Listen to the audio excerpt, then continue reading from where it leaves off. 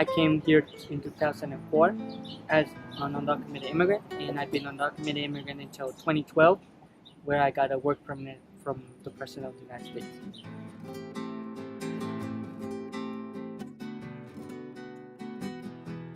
Imagine just calling a little kid illegal, and like the little kid doesn't understand, but understand that illegal is something bad, because illegal usually has a negative connotation, I think it's called. Yeah.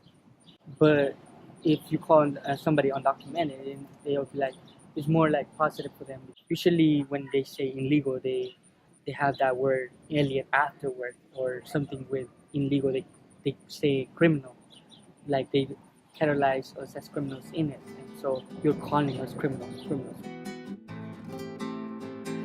There's so many people out here in the United States who are immigrants and who actually can affect the country. We have people who are bringing different food, different style of thinking.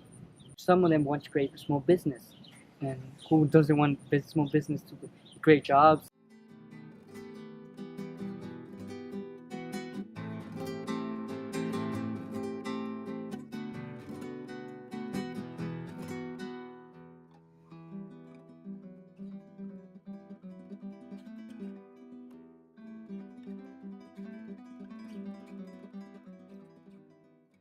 And so that ambition actually is the thing that makes this country better. They're thinking of their dream. They're like, anything can become reality if you are an American. I'm taking advantage of the opportunities that come to me.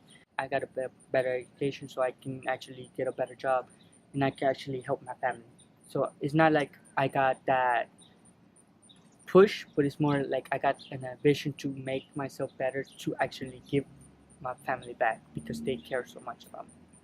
So it's like more like an ambition to better myself, so I can give them back things and make their life better as they made my life better. Like my mom here, she helped me push me to what I am right now. An activist, a person who actually cares about others, and a person who would fight for the right thing, and a person who never gives up.